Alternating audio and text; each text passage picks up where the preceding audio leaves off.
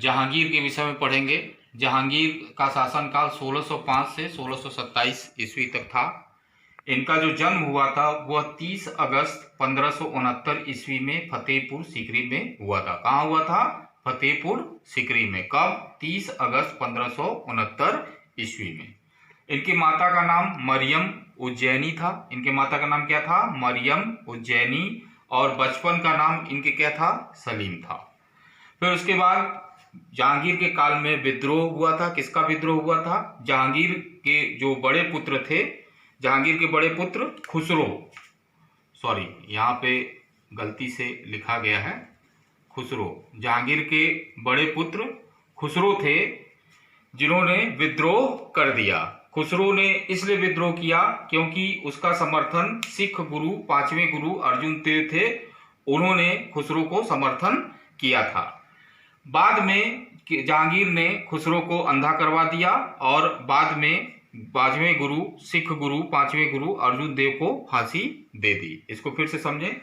जहांगीर के काल में उनका बड़ा पुत्र था खुसरो, वह विद्रोह कर दिया, उसको जहांगीर ने अंधा करवा दिया और उसको जो है कहा जाता है कि पांचवें गुरु, सिखों के पांचवें गुरु अर्जुन देव का समर्थन प्राप्त था, इसलिए बाद में अर्जुन देव को भी जहांगीर ने फांसी दे दी। फिर उसके बाद जहांगीर एक ऐसा शासक था जो कि न्याय की जंजीर बंधवाया हुआ था। यह न्याय की जंजीर सोने की थी और आगरा के किले में यह जो है खंबे में, आगरा के किले में पत्थर के खंबे में लटकाई गई थी और यह यमुना नदी के किनारे था। यह आगरा किला कहाँ था? यमुना नदी के किनारे।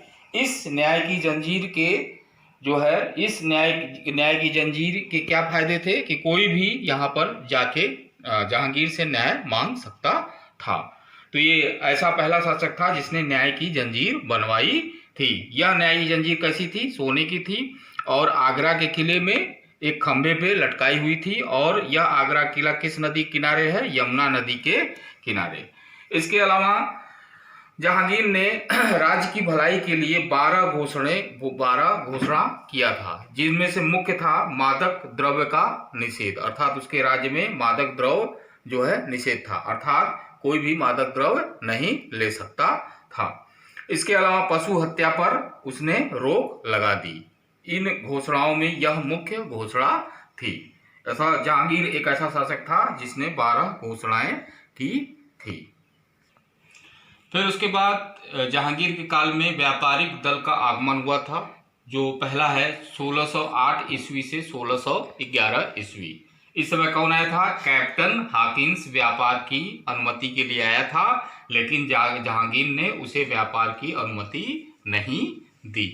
फिर उसके बाद 1615 से 1618 ईस्वी में द्वितीय व्यापारिक दल आया था और जिसके व्यापार के प्रतिनिधि थे सर टॉमस रो। जहांगीर ने इसको व्यापारिक अनुमति दे दी।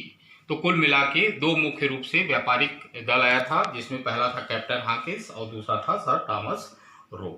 फिर उसके बाद जो जहांगीर का विवाह, जहांगीर मुख्य रूप से 3 विवाह इन्होंने किया था, जिसमें पहला था 1611 ईस्वी। 1611 ईस्वी में मेहरू निसा से विवाह किया था, जो अली कुली खां की विधवा थी और इन्हें शेर ए अफगान कहा जाता था। अली कुली खां को क्या कहा जाता था? शेर ए अफगान कहा जाता था। उनकी विधवा से जहांगीर ने जो है विवाह किया, जिनका नाम था मेहरू निसा और इनकी उपाधि थी नूर जहां। इनकी उपाधि क्या थी? नूर जहां। फिर उसके बाद दूसरा विवाह इनका हुआ था मानबाई से, जिनकी उपाधि थी शाह बेगम। ये भगवान दास की पुत्री थी। ये कौन थी? भगवान दास की पुत्री थी। और तीसरा विवाह जगत गोसाई या जोधाबाई कहा जाता था इनको, और ये राजा उदय सिंह की पुत्री थी। तो मुख्य रूप से इनकी 3 रानियां थी, पहली मेहरू निसा, दूसरी मानबाई और तीसरी जगत गोसाई। हाँ, तो फिर उसके बाद युद्ध व विजय, जहांगीर के युद्ध और विजय। जहांगीर ने मुख्य रूप से 2 युद्ध किया था, मेवाड़ और अहमदनगर। मेवाड़ के शासक कौन थे? अमर सिंह। अमर सिंह कौन थे? महाराणा प्रताप के पुत्र थे। जहांगीर ने इन पे हमला किया किस सन में? 1615 ईस्वी में, और बाद में क्या हुआ कि अमर सिंह ने जहांगीर से समझौता कर लिया, अर्थात यह पराजित हो गए और मेवाड़ को अपने राज्य में मिला लिया। और दूसरा जो राज्य था वो था अहमदनगर। यहाँ के शासक मलिक अंबर थे। 1616 ईस्वी में जहांगीर ने अपने पुत्र खुर्रम को भेजा और खुर्रम कहा जाता है कि सफल हुए इस अभियान में, इसीलिए जहांगीर ने इनको शाहजहां की उपाधि इस युद्ध के बाद दे दिया।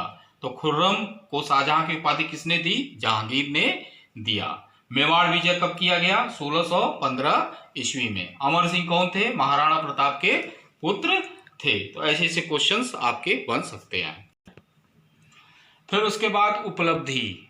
जहांगीर के काल में क्या उपलब्धि थी? जहांगीर ने निसार नामक सिक्का चलाया था। जहांगीर ने कौन सा सिक्का चलाया था? निसार नामक सिक्का चलाया था।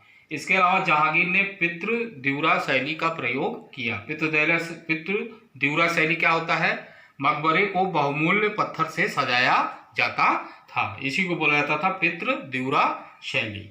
इसके अलावा इत्र का आविष्कार हुआ था। इत्र किससे निकाला गया? गुलाब के फूल से। किसने आविष्कार किया? नूरजहां व नूरजहां की माता अस्मत बेगम दोनों ने मिलकर इत्र का आविष्कार किया। फिर उसके बाद चित्रकला। इसके काल को चित्रकला का स्वर्ण काल कहा जाता है। कहा जाता है कि जहांगीर के काल में चित्रकला चरमोत्कर्ष पर था। कहा जाता है कि यदि कोई चित्रकार चित्र बना लेता था तो जहांगीर उसे देखकर बता देता था कि ये किसने बनाया है।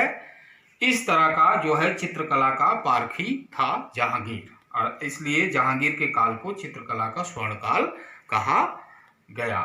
फिर उसके बाद आत्मकथा। जहांगीर ने फारसी भाषा में तुजुक ए जहांगीरी नामक अपना आत्मकथा लिखा। इसकी मृत्यु कब हुई थी? 1627 ईस्वी में।